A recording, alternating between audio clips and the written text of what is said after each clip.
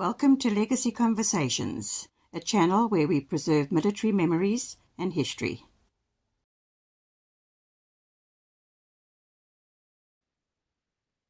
Hello, Legacy. I'm back. And I must tell you, you can be glad to see me. I was actually in hospital with flu. It sounds worse than what it is, so I hope it's not. Well, it doesn't matter. I've drank some pills here, so I'm in quite a good mood. And so I'm quite excited also. We have a 7-med person here, a Major Johan Breytenbach. And he will tell us about exactly what he's doing and what he did. And I'm looking forward to it. I'm really, you know what, there's something impressive, very impressive about 7-med. And what is so impressive is how many postgraduate degrees these people have. I was told they have about 1,000 years of postgraduate studies, which they did. And that's unique to any military. I've never seen that, never heard of it in any military anywhere in the world, which is fantastic. But let's start at the beginning. Doctor, you're so welcome here. Thank you for coming. Thank you for your time. Also, a big thank you to Dr. Stefan Rawlins. He's the one who's setting all of these things up for us. Fantastic guy. We have a couple of these episodes. But thank you and welcome to Legacy. And may I ask you, sir, where did this start? What happened? Were you called up to the army, or did you go to as a volunteer? What happened? Thank you for having me, Koos. It's a privilege and an honor to be here. I, like most of the men in my age group, we were called up for national service. I was called to Sign Gramstad, and then it was delayed or deferred because I wanted to go to university first, and so I started studying, and once I finished most of my studies, I had the option to either go back as a national serviceman, or my father, who was an ex-colonel in the medical service, nudged me to, start a career, and so I explored the permanent force options. And but if I may, I will start kind of at the beginning. I was born in 8th of January 1965 in Pretoria, of all places. And in the first year, we moved down to the Cape. My dad had a private practice as a surgeon. And when I was 4 years old, we moved back to Pretoria because he wanted to do a PhD in surgery specifically, and it was through University of Pretoria, and he had a placement, and he re-enlisted as a colonel at one military hospital.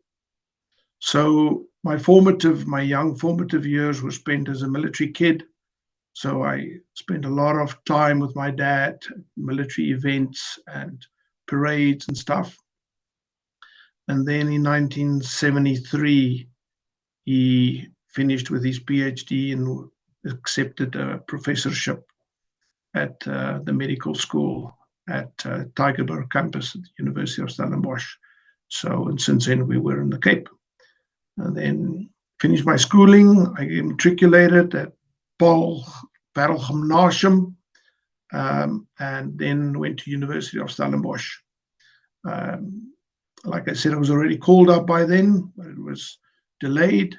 I did a bachelor's in science, in human movement science and physiology. And then after that program, I was accepted into the honors program for biokinetics. And then part of my master's degree, I had to do an internship. And I thought I would just do both of them together.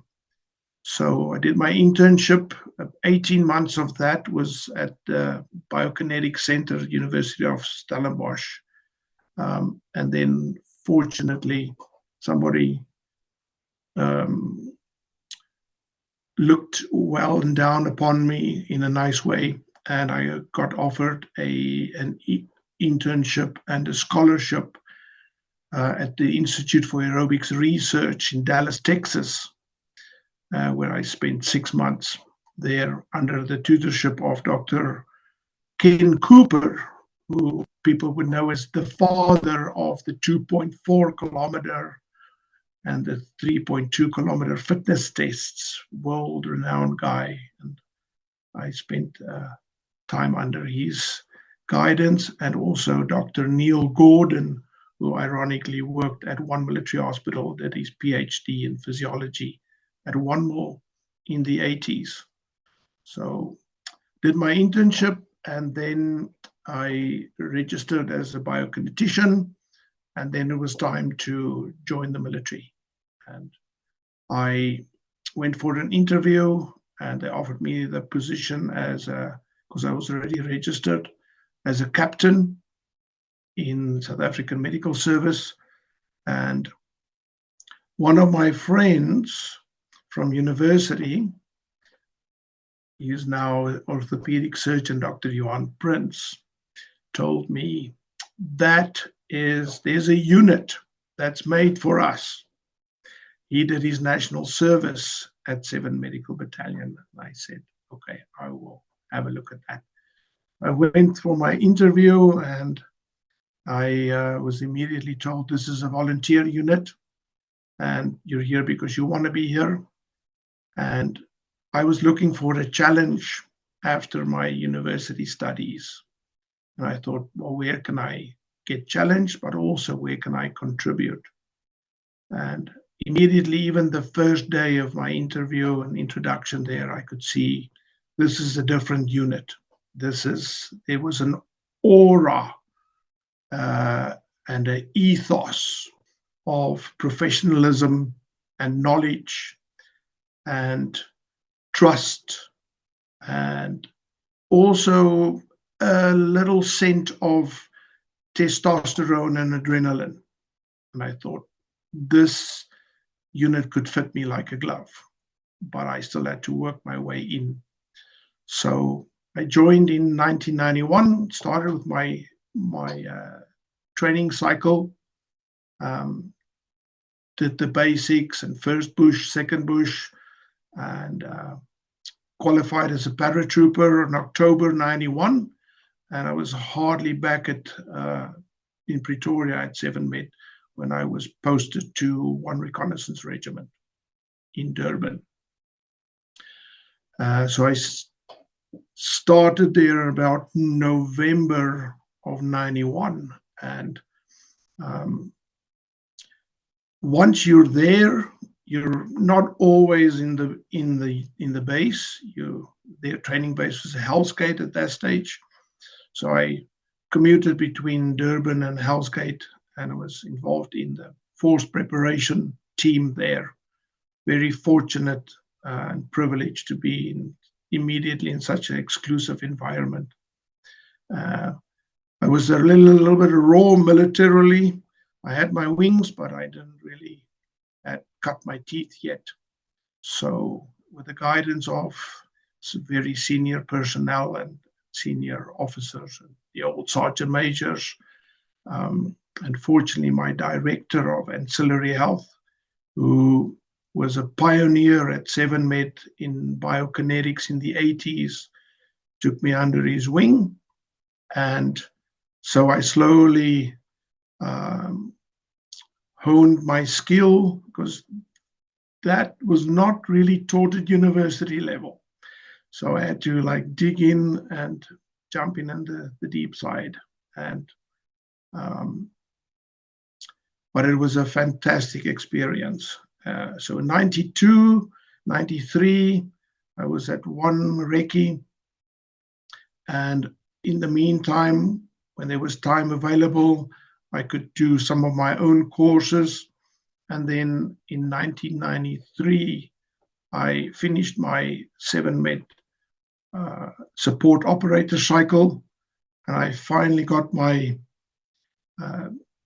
BSTSB, which is in my term the blood, sweat, tears, and badge, with the dagger and the snake.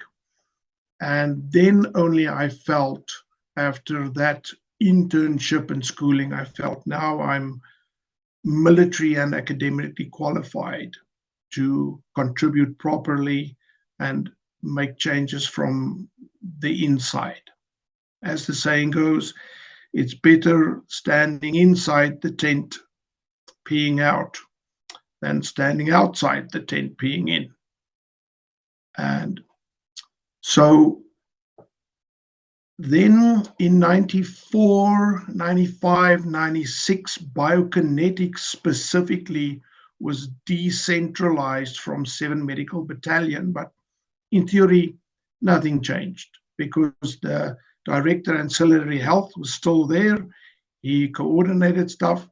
So whether I was stationed at Northern Medical Command in Breytenbach or Far North Medical Command in Pietersburg, which is actually great, was much closer to Palabora.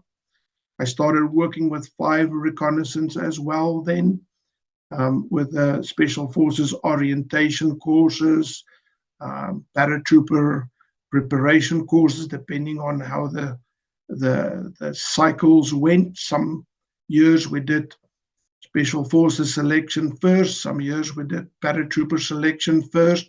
I was involved in the preparation of the candidates there.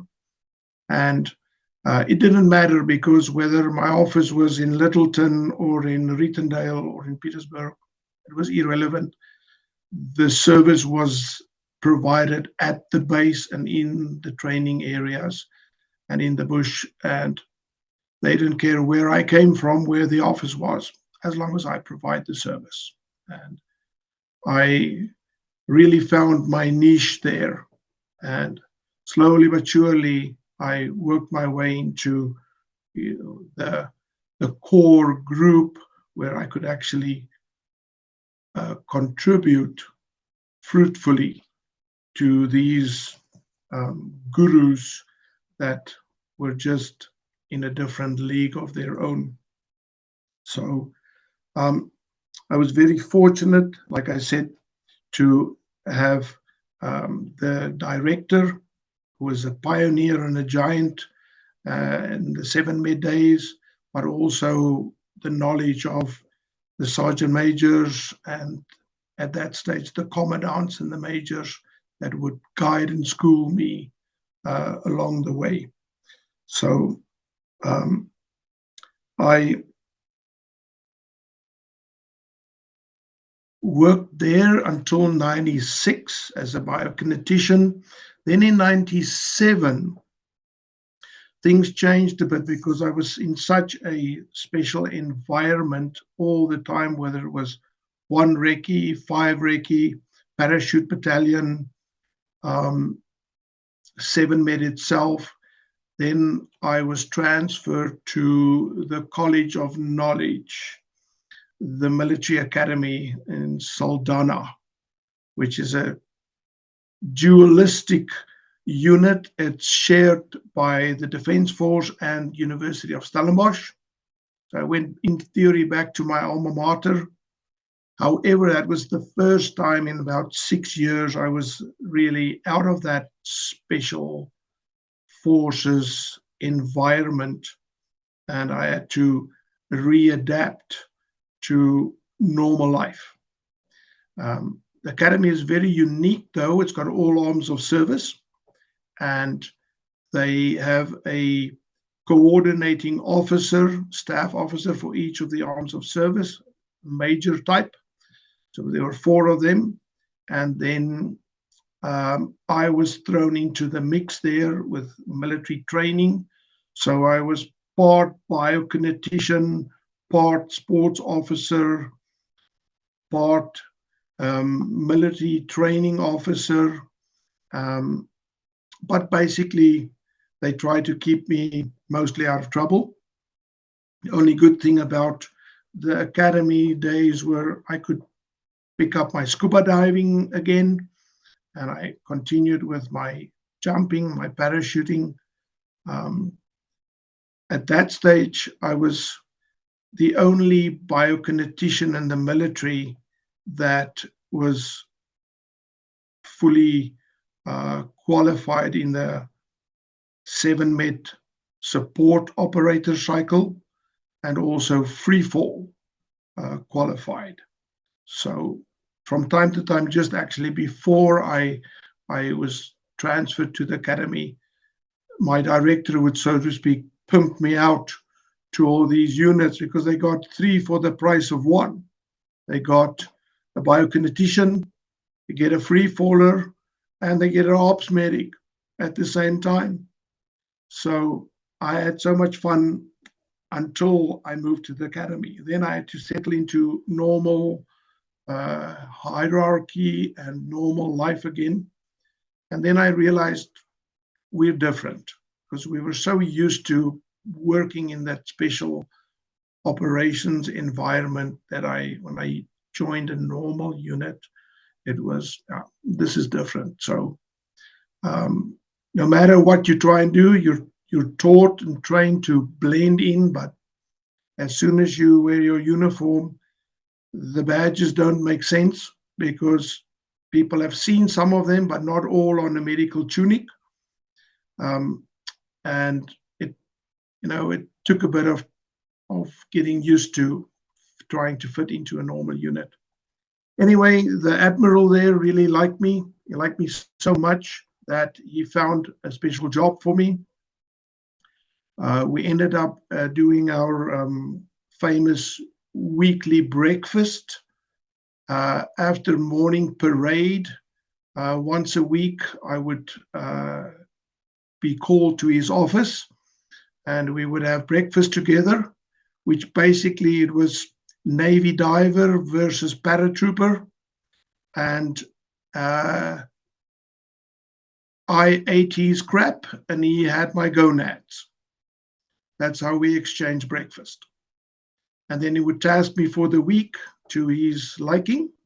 And then off I would go for the week and then try and stay out of trouble and under the radar.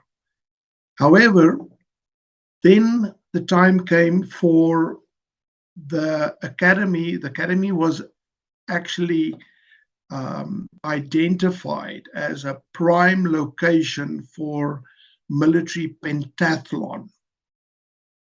Now, military pentathlon was started like in 1946 by a French paratrooper, and the 5 disciplines is 8-kilometer cross-country running,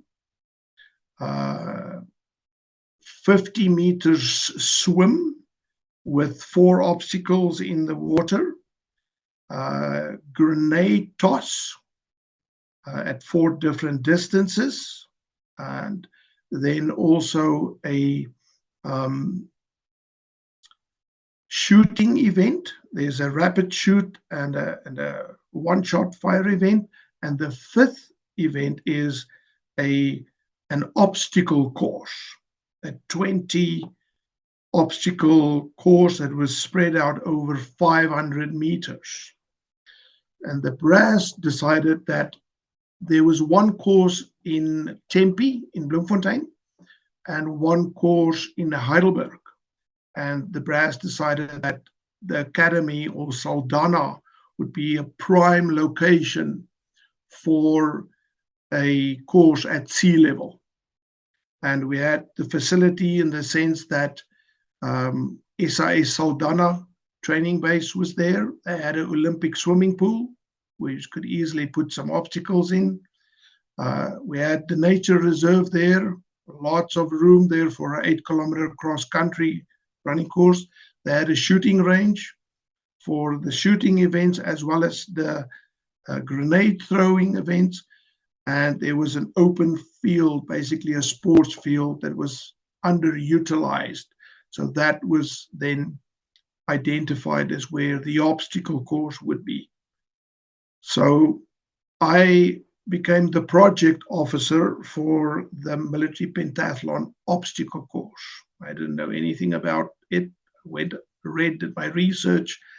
However, the admiral made a foot fault at Wimbledon because the chairman of military pentathlon was Colonel Scully at the parachute brigade. And little did he know that these 2 paratroopers would stand together and support each other. And I got immense support from Colonel Skilly, and he gave me the plans. He actually came down to the West Coast and visited. I went on staff visits at Tempe and Heidelberg, and the Admiral said, "You are the project officer, and you have 1 year to put this course at international level." And I never really stood back for a challenge. Through my 7 May days, I said, okay. And little did he know, with all the help that I got ahead with the program, and he gave me a year, and I handed the course over, international standards, all painted and cemented up. 6 months and 2 weeks, I handed him the course. So that kind of backfired a little bit, but that just showed again that paratrooper brotherhood. Never underestimate the guy with a wing. So then I could see, my military career as a biokinetician and as a staff officer was getting towards, its end. So in 2000, I started my 10th year in the military. I started looking out a bit at different options. And I don't want to go back to school all over again. I wanted to continue. And I looked at Germany and Australia, and I ironically decided I would go and explore the options in Canada. So like a good soldier, I did my reconnaissance. I took some of my leave in 2000 and came over to Canada and looked at the certification and the registration process, and negotiated with the authorities.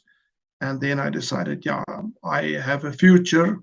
I have to pass the exams though, but I have a future in Canada. And then in my 10th year, I decided that would be it. It was great while it worked, but my military career is at its end, and I've optimized everything.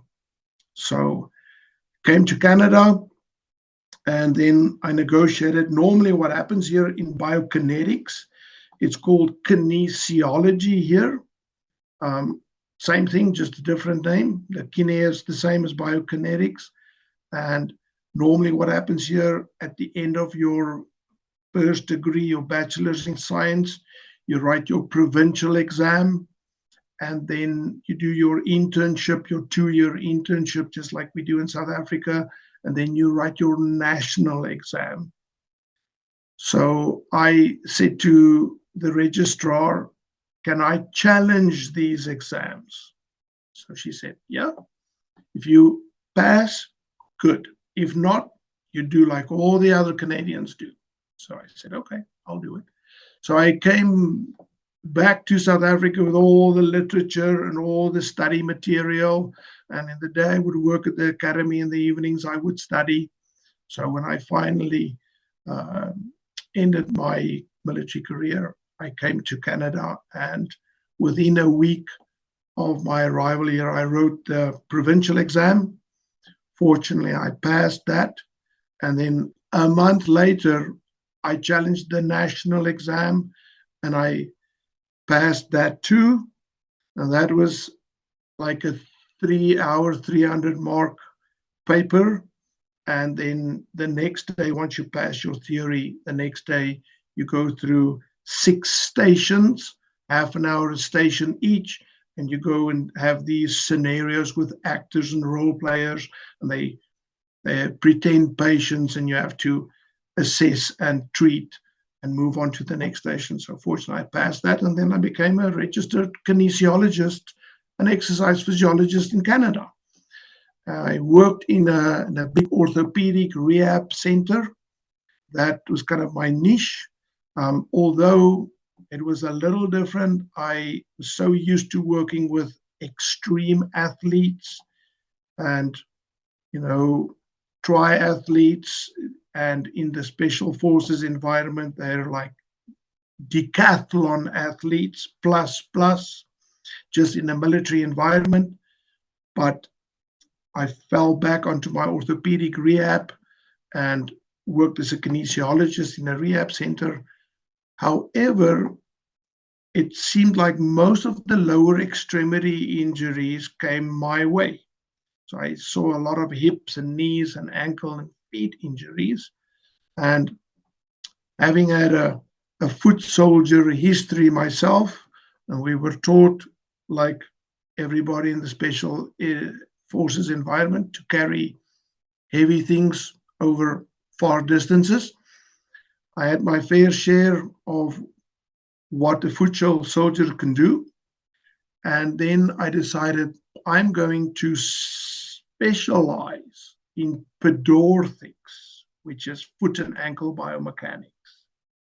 So I enrolled into a PhD program in Toronto, and I did my PhD in foot and ankle biomechanics, and I graduated in 2003. And again, just like I did with the kinesiology exam, I asked if I could challenge the pedorthics exam. And I thought, well, I'm going to study once, but challenge 2 exams. So I wrote my Canadian exam, and a month later, I wrote my United States exam. And to this day, I'm still a certified exercise physiologist, but also a certified pedorthist. And then I started moving away from the general biokinetics, and I started working more in pedorthics. And I moved in away from the orthopedic rehab clinic, and I joined a specialist clinic, one of 4 partners here in a specialist clinic, very exclusive, very high-end, and I'm the foot and ankle specialist in this clinic. So time went by, and then I started working more and more with diabetics, because the canary in the coal mine is normally the feet. And if there's some issues in the feet, then it's a warning sign that this person might be glucose intolerant or insulin resistant, which is a precursor to diabetes. So I thought, okay, I'm going to research this further and further. So then COVID came along, and everything slowed down. And I thought, well, I have to keep busy. I have to stay out of trouble. So I enrolled in a master's program in biochemistry. I wanted to know not just the nutrition part, but the biochemical aspect of nutrition. And it sounded really fancy, but it's basically you just study the 3 macros: your carbohydrates, your fats, and your proteins, and you just study how that food macros turn to crap, and the 200 processes in between. Nothing to it, really. So then for the first time, then it always intrigued me why we could do things during selection and the SMORI courses, the Special Forces Orientation courses, and how people would become so adapted to low-calorie meals. We had ration packs sometimes twice a week, and we had to share the ration packs. It always intrigued me, but I could never figure it out. And then finally, in my master's in biochemistry, I figured out that the soldiers were becoming more and more ketogenic adapted, and they changed from burning glucose and carbohydrates to burning ketones and going into beta oxidation.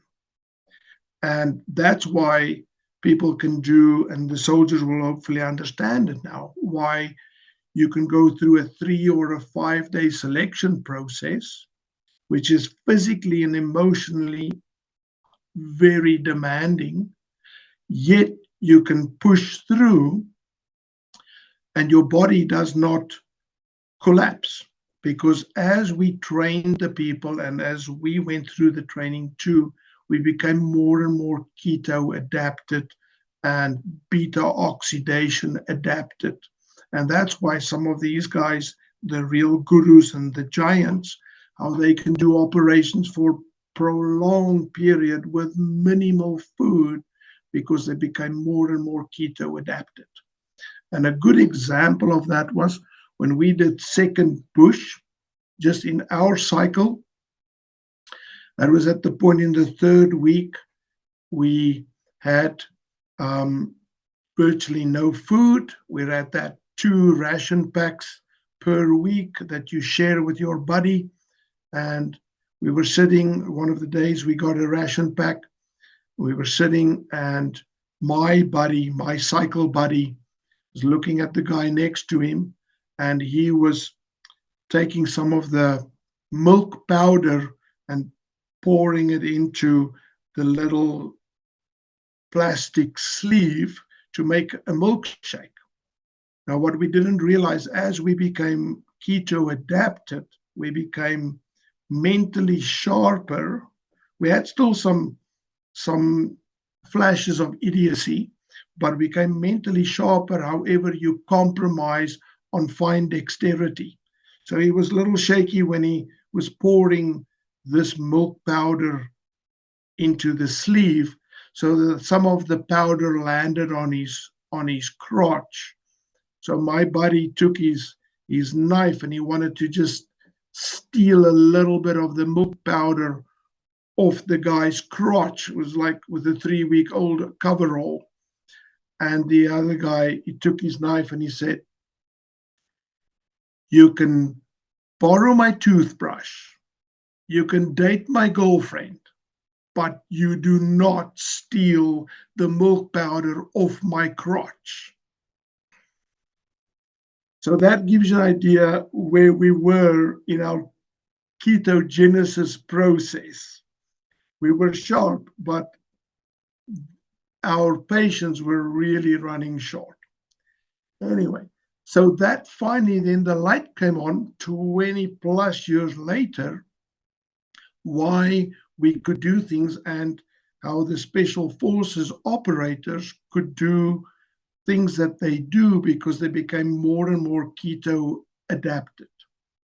And it took about 30 years for me to realize that we were doing extreme keto even 50 years ago, before it was even a thing. The South African military already did it. We just didn't have a name for it. Now it's called advanced clinical performance nutrition. They actually, if you go back in the literature, only as recent as 2015, they started writing it up. There's a researcher called Karen Daigle that was like the pioneer in this, but it was such a secretive environment. All special forces in the world are so secretive. They don't want to share their secrets. They want to share their secret source. But in 2015, it came in the literature that one can actually start reading it. And there's only 24 articles in total in the literature on clinical special forces high performance nutrition. And us in the military as biokineticians, we were trained on endurance athletes, but we were never trained from the outside looking into the special forces environment. But I had the privilege of being right there in the middle of the things that's happening. And I could see in front of my very own eyes how these normal, run-of-the-mill ponies through their training become thoroughbred stallions, like absolute human, phenomena to be able to do what they do. And with the physical training comes the emotional and the mental training as well. And I was just fortunate that people had walked away before me, and I could just stand on these giants' shoulders and contribute. So, to just name a couple of humoristic events, it's a very special environment, but we were exposed to certain humoristic events, and I'll name a couple if you're okay with that.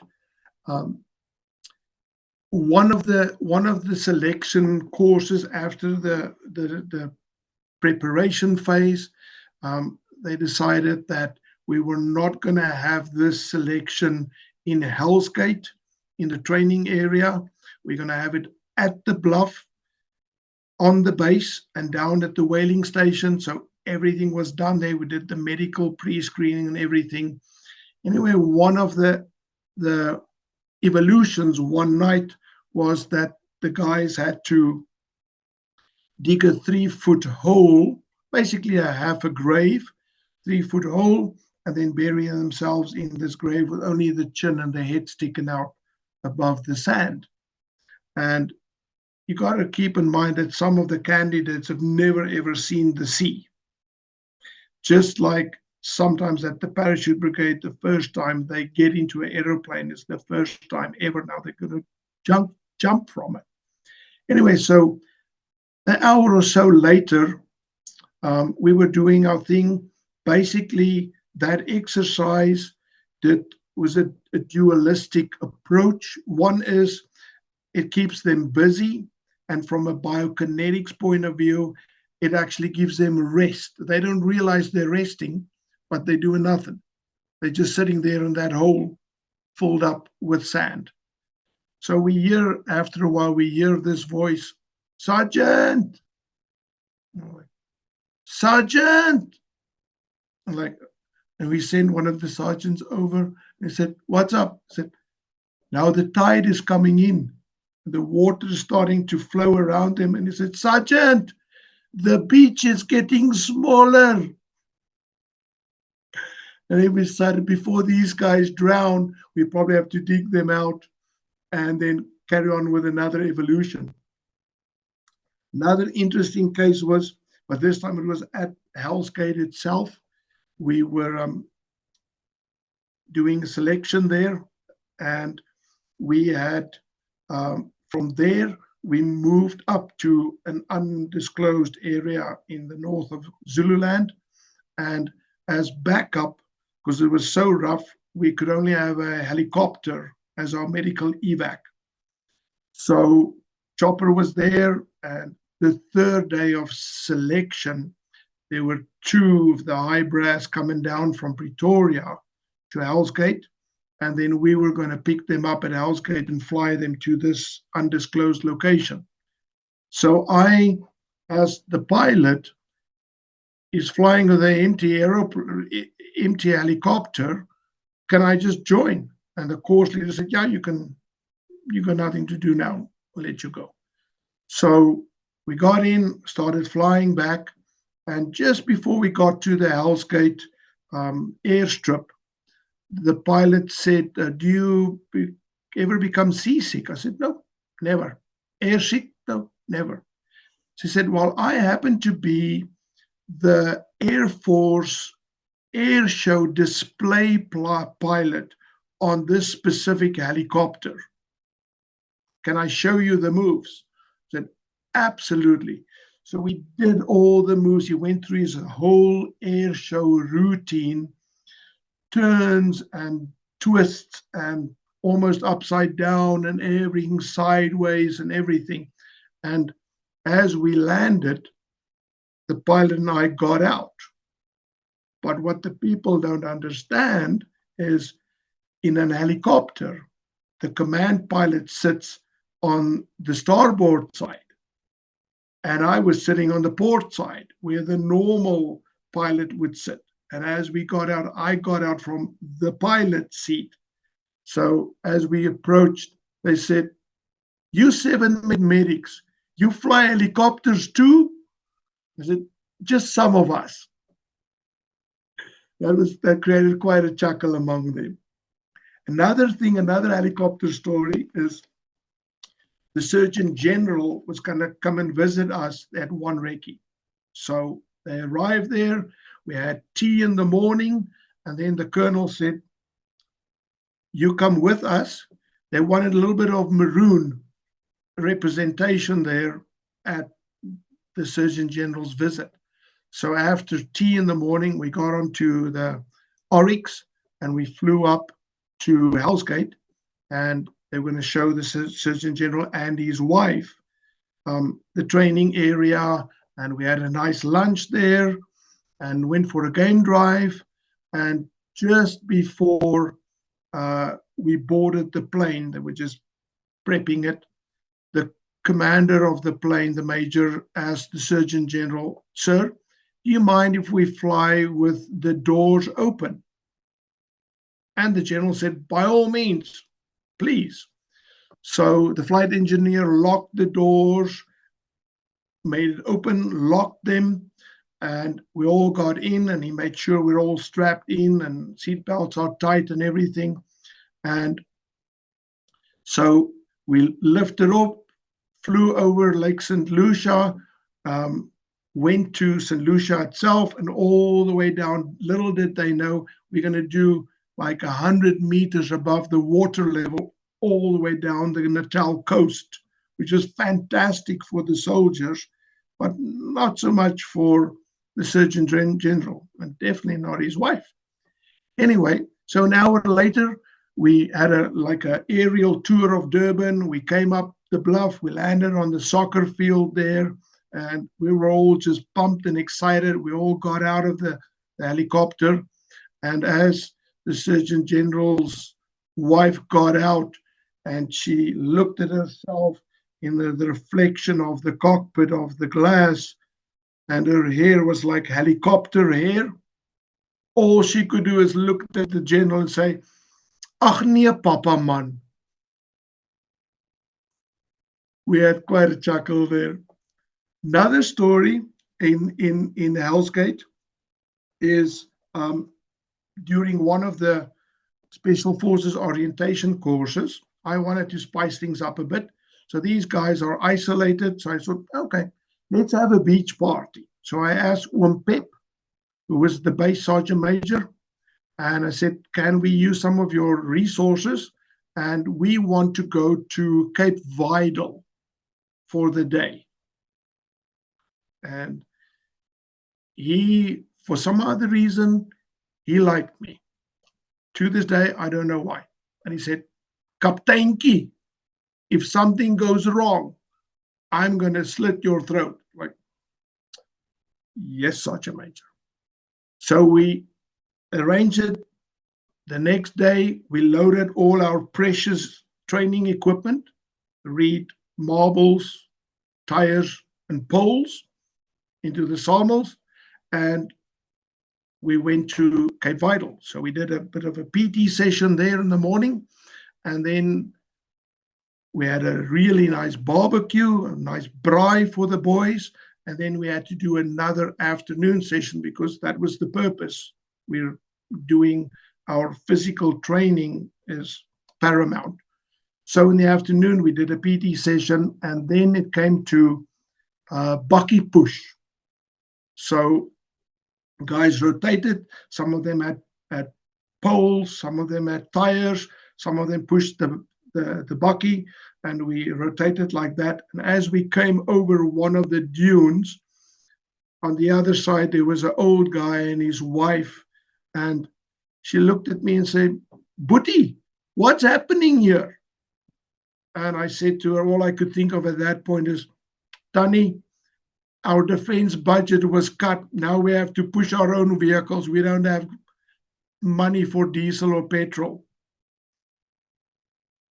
So then another thing, the last one I don't want to bore you here, but the last thing I can share with you, and that is where the experience and the seniority of the warrant officers, the sergeant majors, came in. The fact that they did not, 53 course warrant officers with big badges didn't give this young captain a mucus ear singer. Every day was a miracle on its own. But one day at 5 Recce, we heard the guys at the pistol shooting range. So this captain and second lieutenant, he was one of the last enlisted guys, the dienstplichtiges, the national servicemen. We walked over and said, can we join? Can we shoot? I'm like, yep, no problem.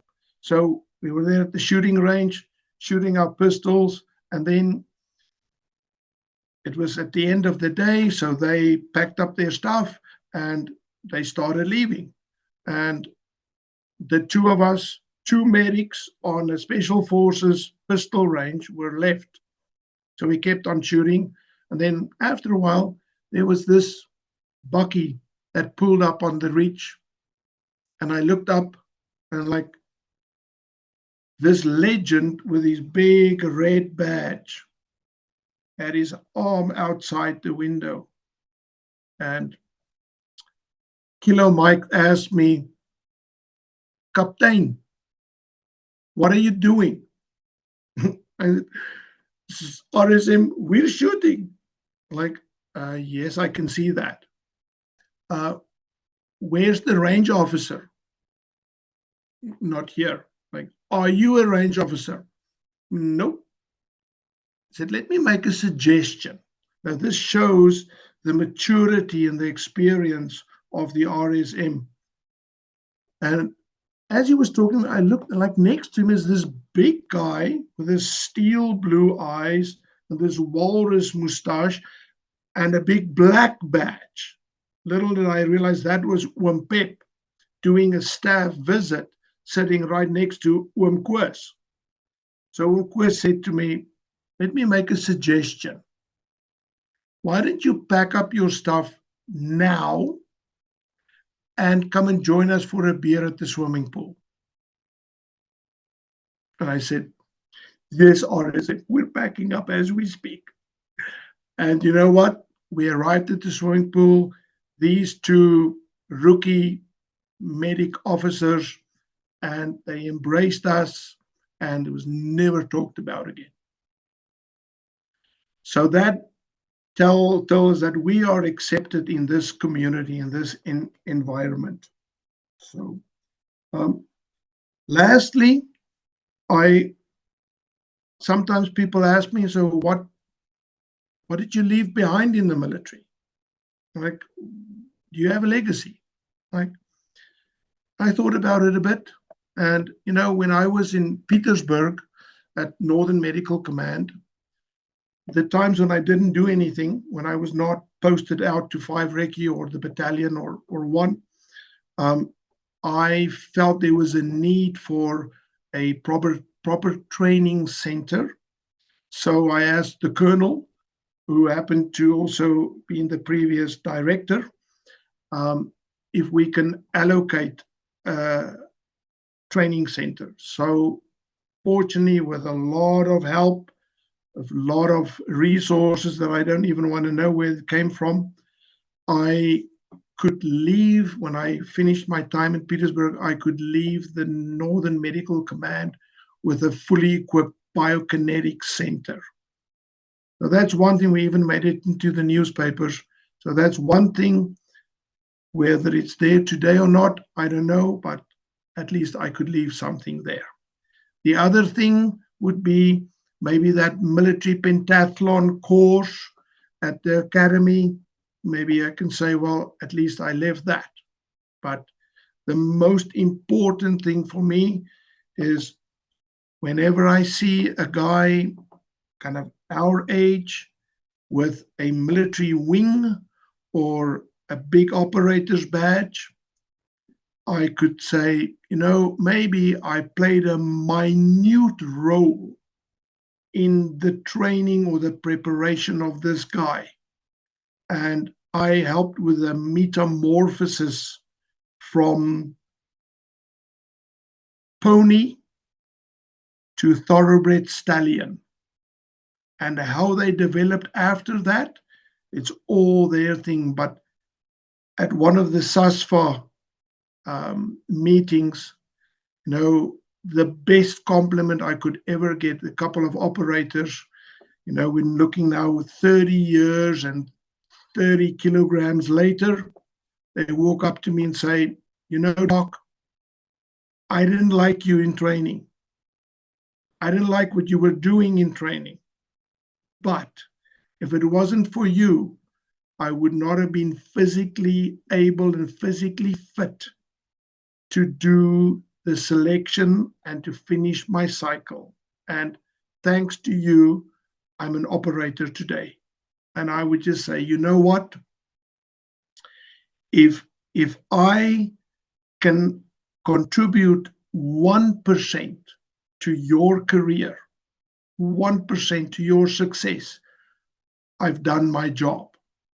And that's my motto to this day. Semper audacissimus servamus. Always serve the bravest.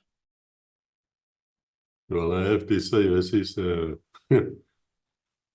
a fantastic story, Well, I'm sitting here and there's all sorts of things going through my head. Thanks. So I also have a burning chest, and that's just because I got the damn flu from behind. I'm thinking of a 2.4 kilos. 2.4. Why 2.4? I was always thinking to myself, why the hell that distance? Why not 2.5? The scientific reasoning behind it, what Dr. Cooper found is the 2.4 is also in a civilian environment called the 12-minute test. And if you look at the energy systems, there's 4 energy systems in the body.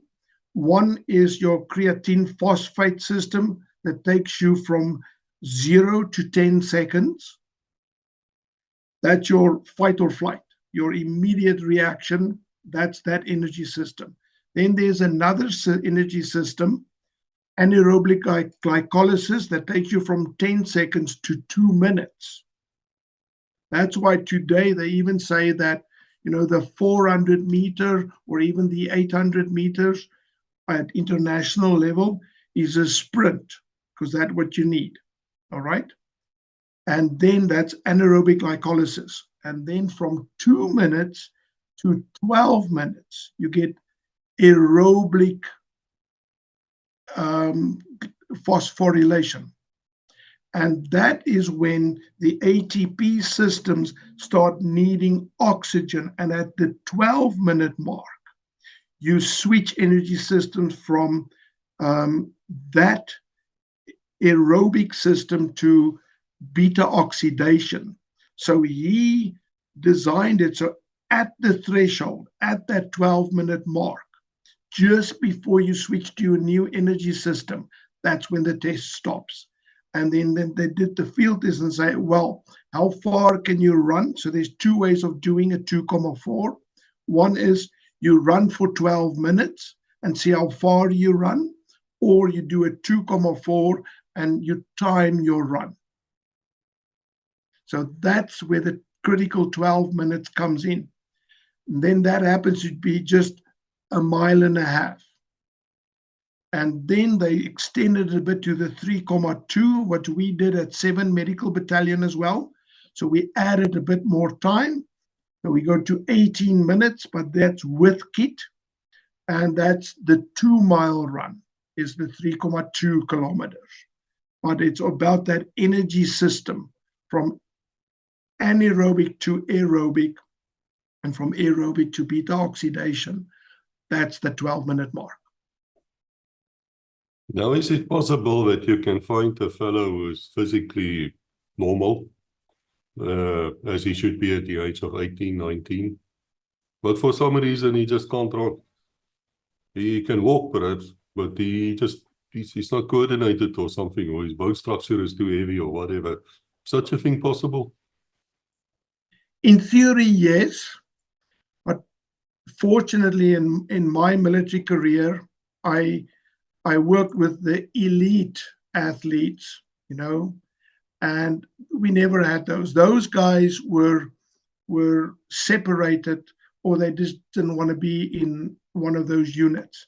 Like there's normally a 10-to-1 ratio, and even with my cycle, we started 66 guys, and only a year later, 7 guys were left.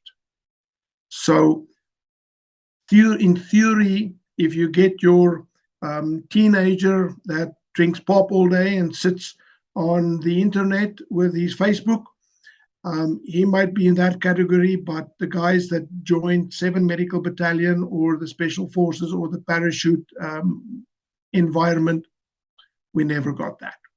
I heard somewhere, and I don't know if this is wrong or right, but perhaps you can confirm.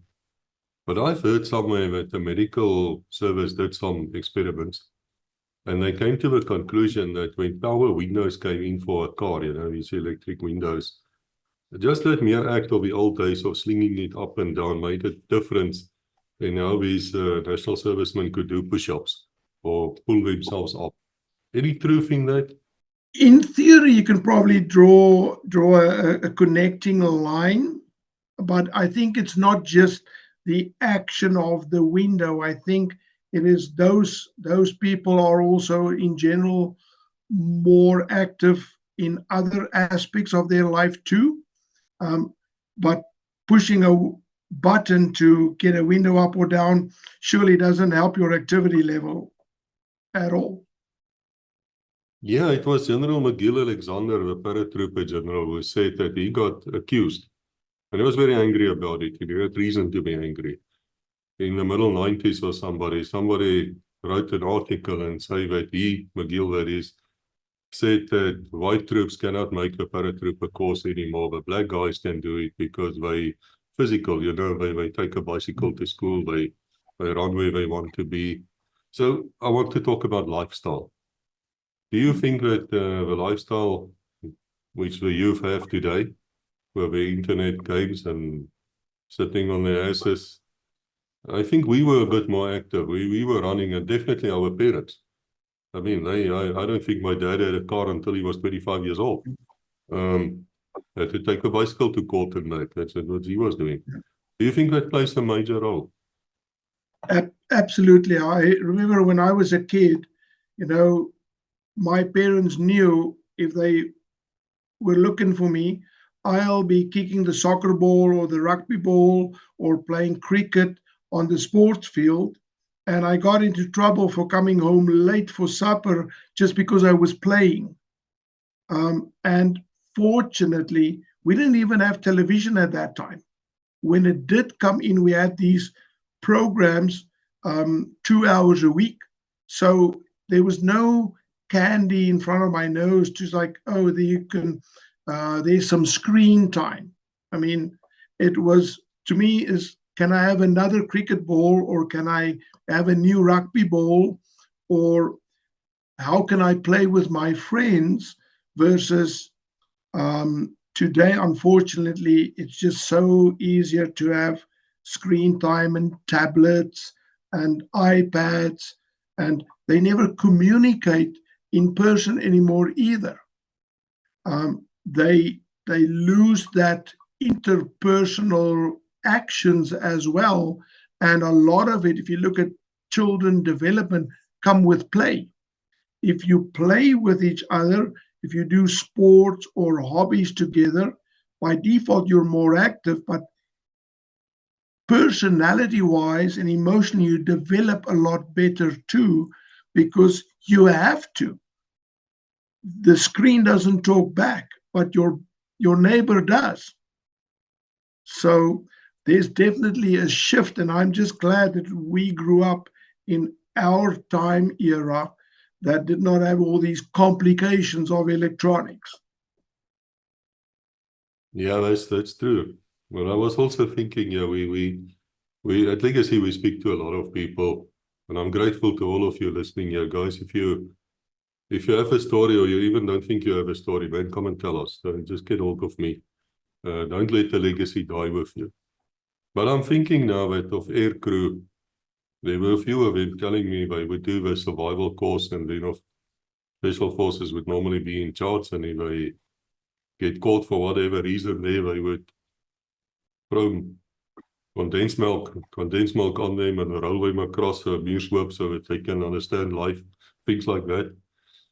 It's fascinating to me that all the pictures you see with these aircrew, they're still wearing their Ray-Bans, which is another story. I have to laugh about it.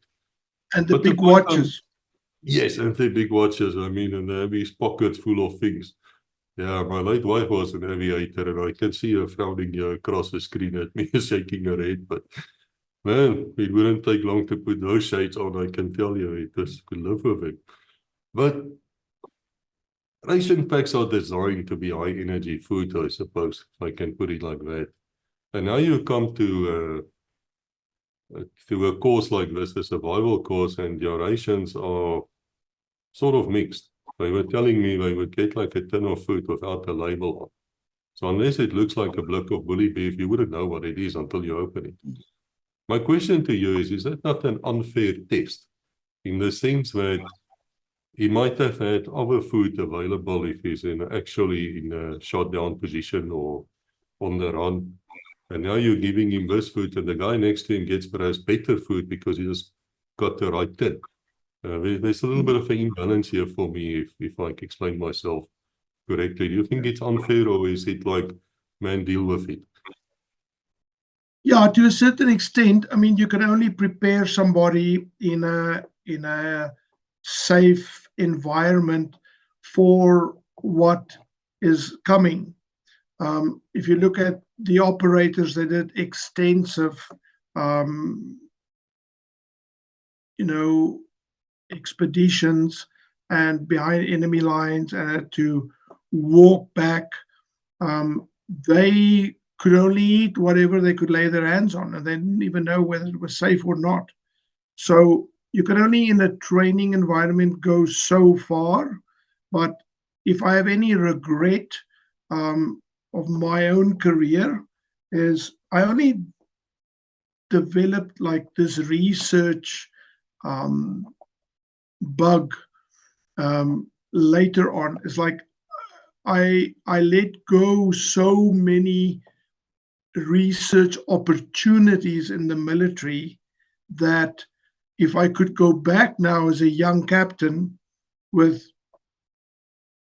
5 degrees, I would do things so much differently, because you've got this fantastic exclusive environment where you can try things in a safe way, but we can do so much more for our soldiers, and hone them and train them and expose them to potential situations. If I could just go back 30 years and have the means to, do these projects with them, I will give my left big toe and walk with a limp for the rest of my life if I can just even contribute a little bit more. But I think the military tried to a certain extent, but nutrition specifically is always been, not to put it in a negative way, a female zone. Most of the ladies are nutritionists, and the closest you'll get to a nutritionist as a male in the military is a biokinetician. And we did not have, in our basic schooling, we don't have the right nutrition and dietetics training. The rest we just studied ourselves or made up, or monkey see, monkey do.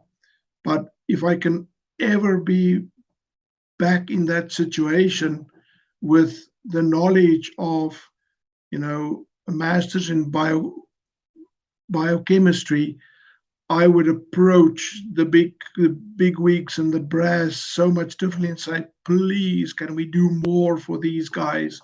And then talk to the operators that's been there and done it and say, how did you cope? How can we use that experience and what you've, like that field experience, so to speak, and how we can incorporate that into advanced training for the potential operators. We spoke to James Tytge here, RSM, probably a friend of yours. And the RSM... You know how small the world is? James Tytge and I, in 93 or 94, got a gold medal at the South African Defence Force Free Fall Championships. That's how far James and I go back. Wow. Sorry to interrupt you. Of course, he's a Springbok parachutist. I don't know if you are as well. And forgot to tell us. I only got 10th with the accuracy. I only got 10th place in the country. And then when we went onto the free fall formation skydiving, our team got 4th that year. But James and I and 2 other guys are gold medalists from the Defence Force champs. Wow. Yeah, it shows to you. We have a very strange fellow here. Sometimes we wonder if he's a nerd, and then he comes out with things like this. This is typical 7-mate, actually. Typical 7-mate. But I have a question, because James said to me that they went to Israel and they got trained in counter-terrorism. And the Israelis couldn't believe how strong these guys' legs were. I mean, James could walk with huge Bergens, rugzakken. They could walk with these things for many miles. The Israelis were astonished. But where they fell short was upper body strength. And then, of course, they rectified that immediately. So now I have to ask you now, is that a typical type of thing which will come to you as a professional man, where the guys need some strength in certain muscles to do the job, and then you work out a plan to get that done? Do I understand it correctly? Yeah, you are 100% correct. In the military environment, upper body strength is important, but because a lot of the stuff involves walking far distances, we focused a lot on lower extremity strength. But later on, we started bringing in, we went to the paintain, and what we started doing in the Smoorie course, before each meal, they will do a number of push-ups and pull-ups specifically, and we would add that each day. So we would start with 3 pull-ups before meal, so they'll do 9 pull-ups for the day, and then 12, and then 15. By the time that they're ready for selection, these guys can do 45 pull-ups, which is amazing. So we started working on that. However, ironically, if you look at the civilian world, it's just the opposite, because the guys want to show the pecs and the biceps, and so they tend to focus more on the upper body. They keep the undeveloped lower body in their pants, especially their jeans. They never take the jeans off, but they walk bare-chested, where in the military, you cannot have one or the other. You have to have both. So if you exercise the legs, you just got to bring that upper body. And at the end, you'll have the abdominals and the pectoralis muscles and the deltoids anyway. So, but it is a little bit of a emphasis, more lower body in the military, more upper body in civilian life. Well, this brings me to another question, and I'm sorry I'm taking so much of your time, but this is fascinating to me, because in the first Gulf War, there was this SAS patrol who got themselves captured. Andy McNabb and their people. Yes, Andy McNabb, as he calls himself. And of course, we read those books. I mean, fantastic books. If you guys haven't read it, please read it. But one escaped. One guy actually got out. He wasn't captured. And I read his book as well. And his name escapes me now. But he said that he was sort of doing bodybuilding at one stage. And he was really, attracting the girls and things like that, which was why most men will do such things. And so he then realized, but he has to feed this body. And then he decided, no, I have to slim down. I cannot feed this on the operations. It's just not possible. And that always tickled me. So would the perfect special forces model, would he be like a bodybuilder type, or would he be more like a slim type of fellow? Very, very good question.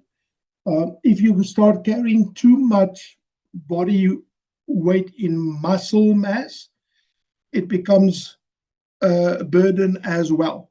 It's like if you have a heavy rucksack and you got your food and your water and stuff in it, it's all usable, it's all applicable. But now you take water or ammunition out of the rucksack, now you put a sandbag in it. It's still the same weight, but it's not functional weight. Now that's why you'll find that the bodybuilder types, they just don't make it because they're carrying 20 pounds of unnecessary weight. Although it's muscle weight, they carry it unnecessarily. And it's normally in the upper body. So that's not necessary. So your average special forces candidate, the day or two before they enter the selection phase, and they've gone through the smoothie and the orientation, they had the same food, the same sleep, same everything, they start looking pretty much the same. And it's a muscular gentleman, but more lean to it. So in the body category, they called ectomorphic mesomorphs. It's lean muscular guys. Okay, so if you have a mesomorph, then it means there's just too much muscle. Muscle is the first thing you see. All right, endomorph is fat. That's your internet kids. They endomorphs. So often what happened is the endomorphs, fortunately, they get separated in the beginning. They come to special forces, they get separated. The endomorphs just don't make it. So that's the 400 guys that show up, and then we get down to 100. Now, of that 100 guys, we want to get rid of another 50. And that 50 guys, those are the brave stayers. Those are the guys that we can work with. And as time goes on, the more and more their body form and their function becomes the same. And then of that 50 guys, you want 10 guys to pass selection. And those 10 guys are force multipliers. You can move the world with those 10 guys are decathlon athletes. They're military decathlon athletes because they can do almost anything well. They don't do one specific thing well, maybe, but they can do all 10 of them really well. But they all kind of, when you shave their hair, cut their beards, they all look almost identical. It's just the height that changes. I always ask the special forces people, do you have any sympathy for these poor guys going through the selection? And they all say to me, not like hell, they don't. But I have no sympathy whatsoever. I'm asking you now as a medical man, any sympathy deep down, perhaps deep down? No. The thing is, I've gone through the 7-med selection process. I've gone through the 7-med cycle. I've been involved with the preparation of paratroopers and special forces candidates for a long time. And it basically, when you come down to that last 10 guys, who is the hungriest? If you're not hungry, you don't want it.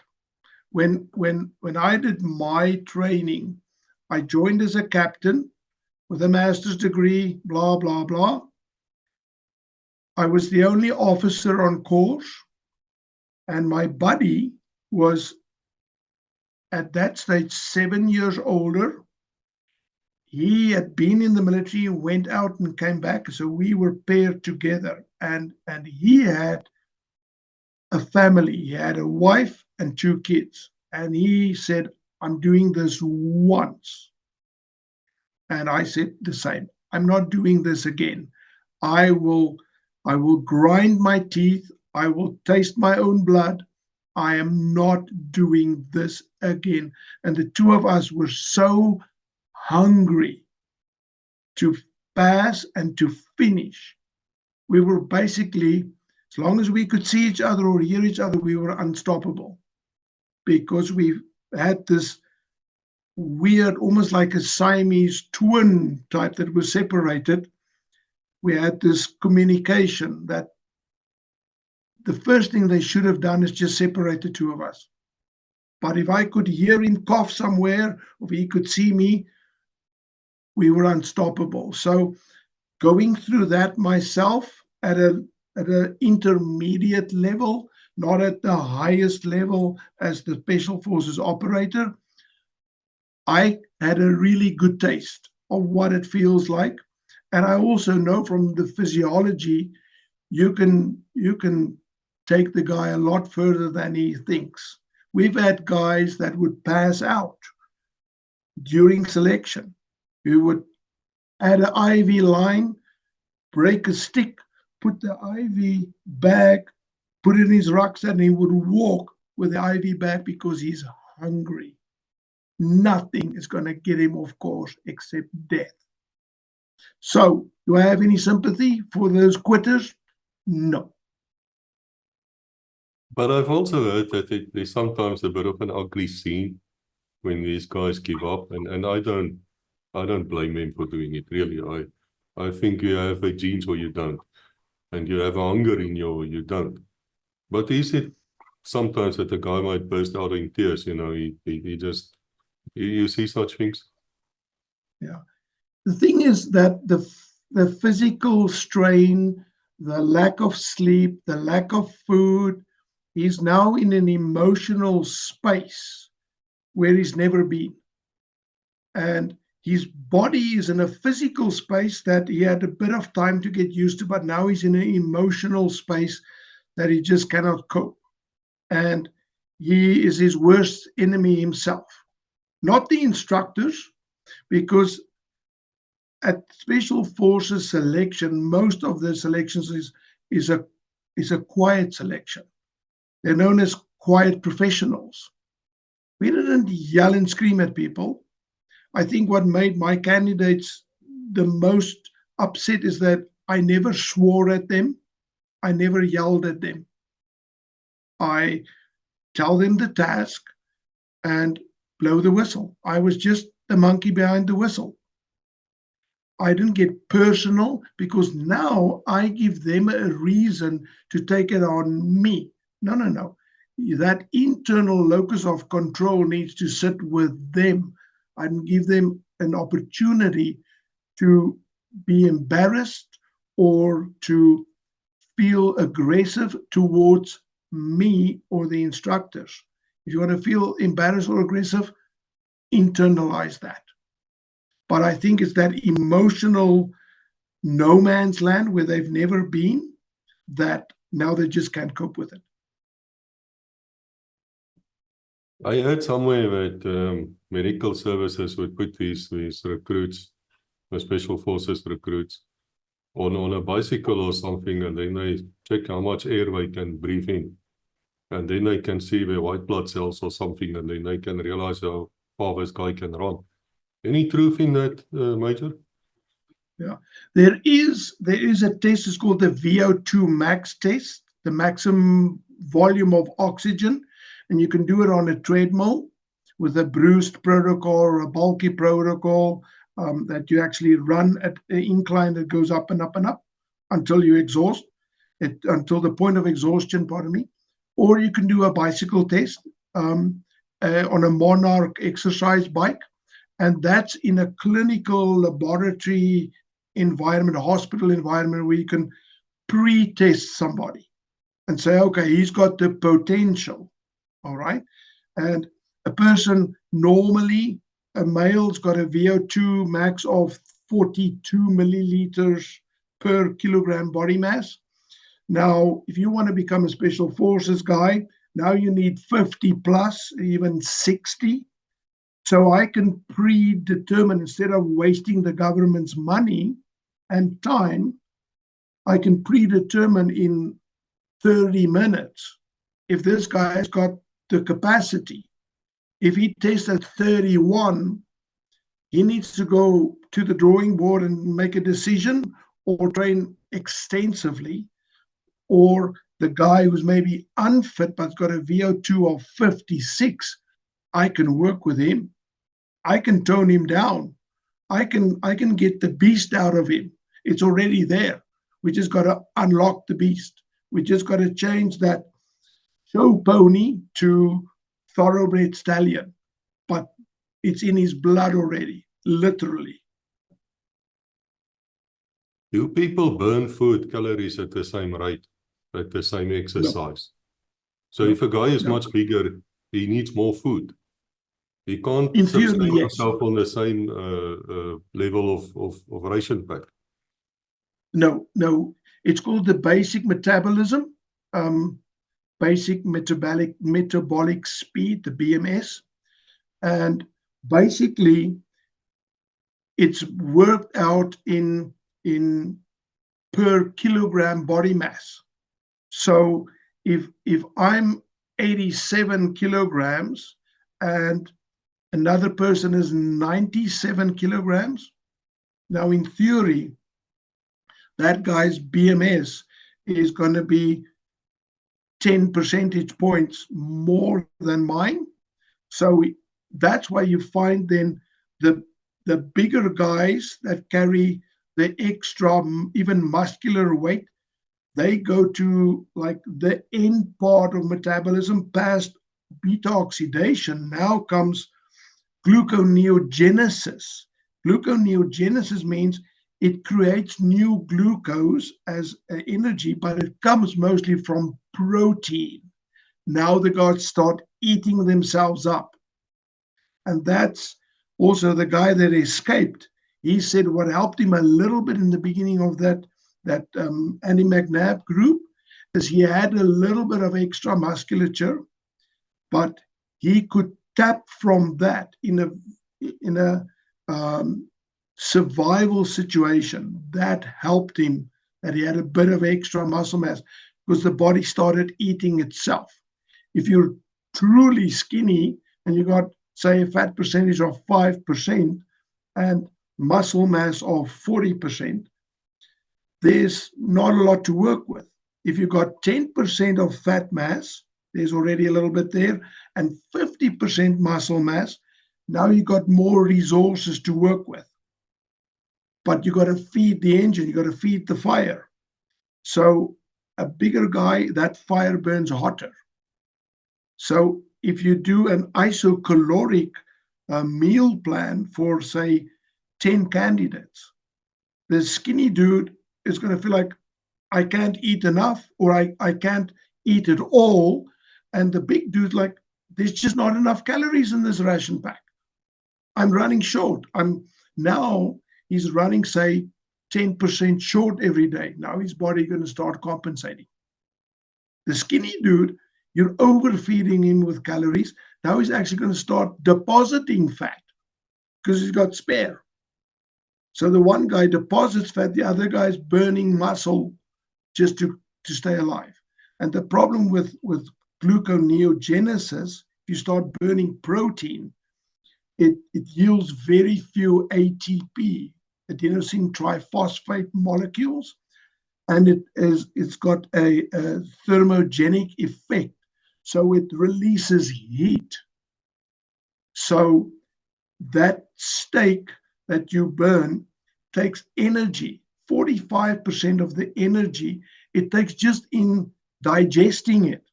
So there's only 55% of the energy left. You see? So now if you start eating yourself, then it's even more uneconomical. And the trade-off is heat. And the trade-off with heat, now you need water. So the South African rat pack, if I could ever go back again in my second life, is I would design, I don't know how the rat packs look like now, but the ration pack in our time, basically each rat pack required minimum of 2 liters of water to make it digest properly. Now you run out of water, you cannot digest your rat pack properly. You see? So it's always a trade-off. The biochemistry in the body is, I'll give this, but I'm going to take that. It's always a trade-off. It's like you're like being at a flea market.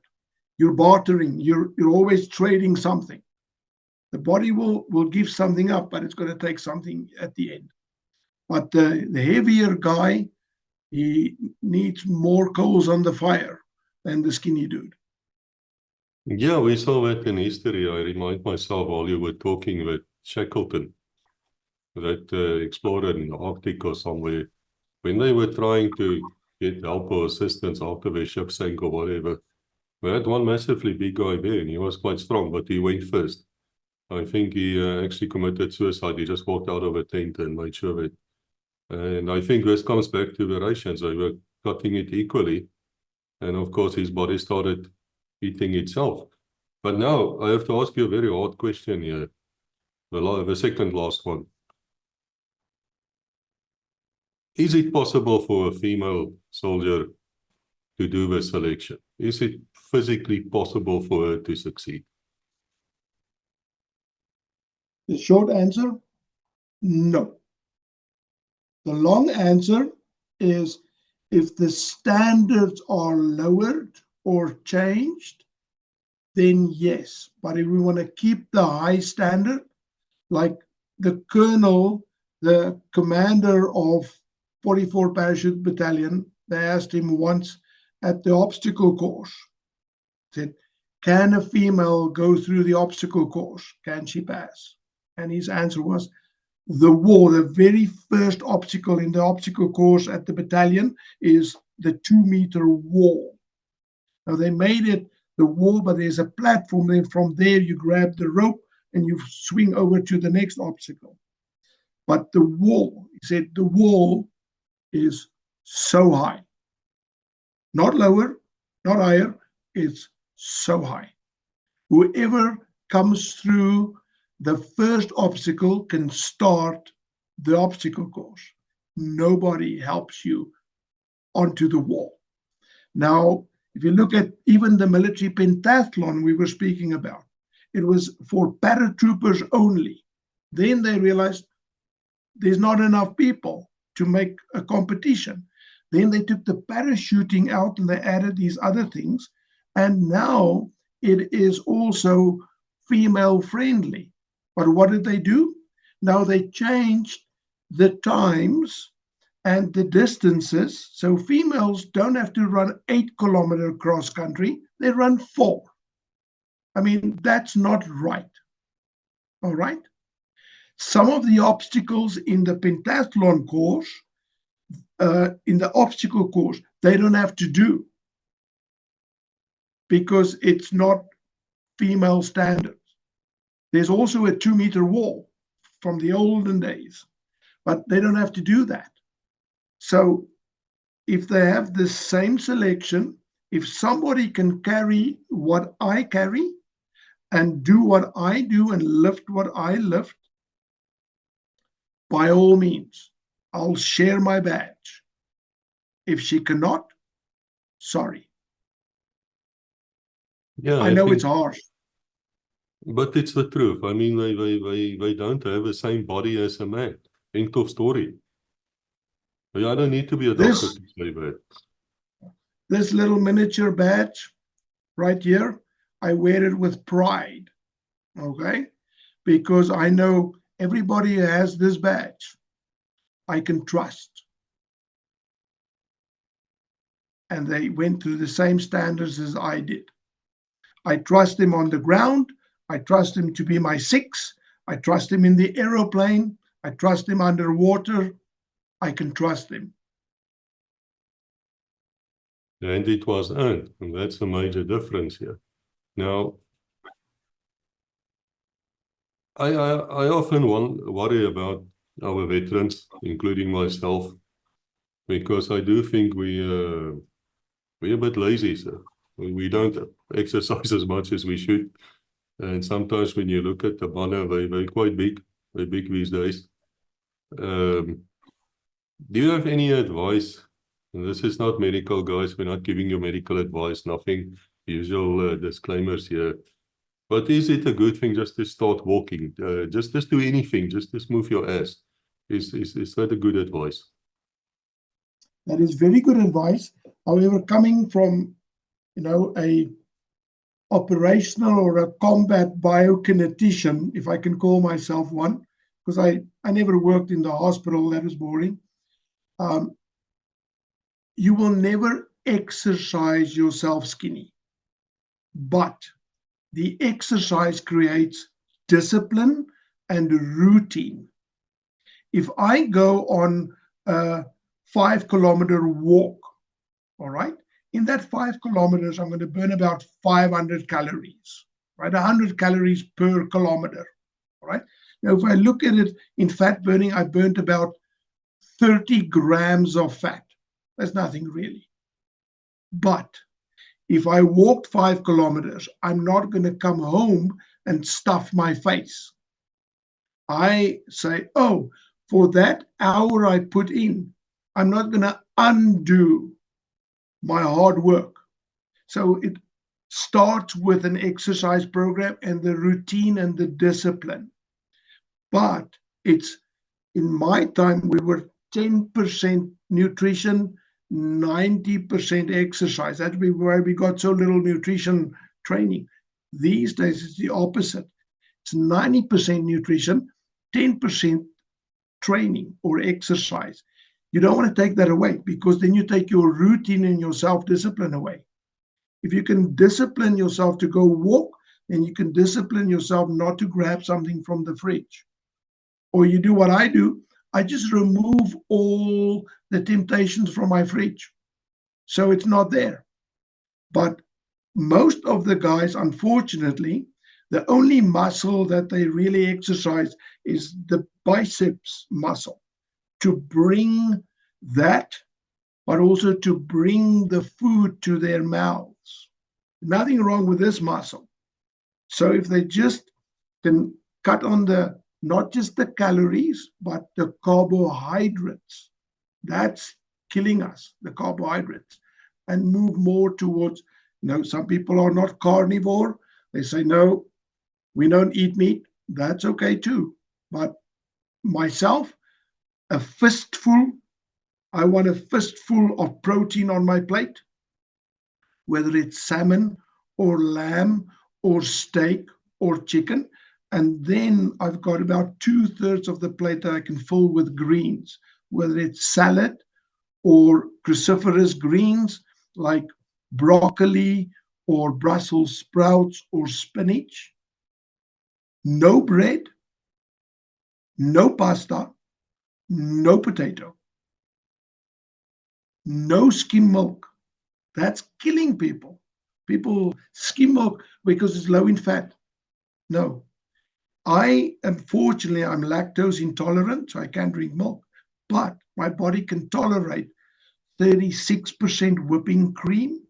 So I only use so little of it, doesn't affect my body. So these glasses of milk every day, it's out.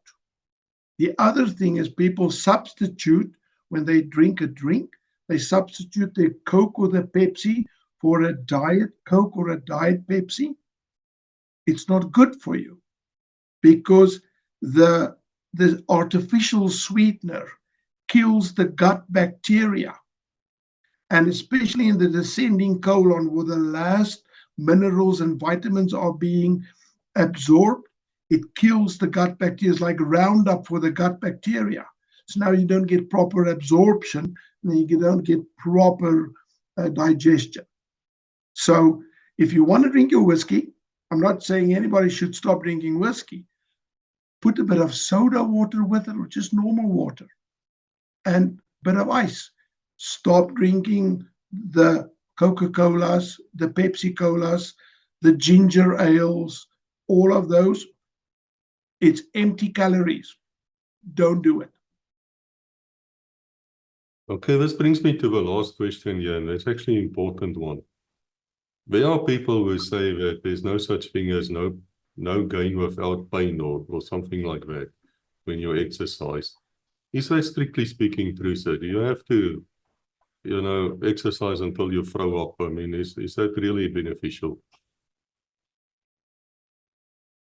There is room for that. Depends on what you're aiming for. Are you aiming to pass parachute selection or special forces selection?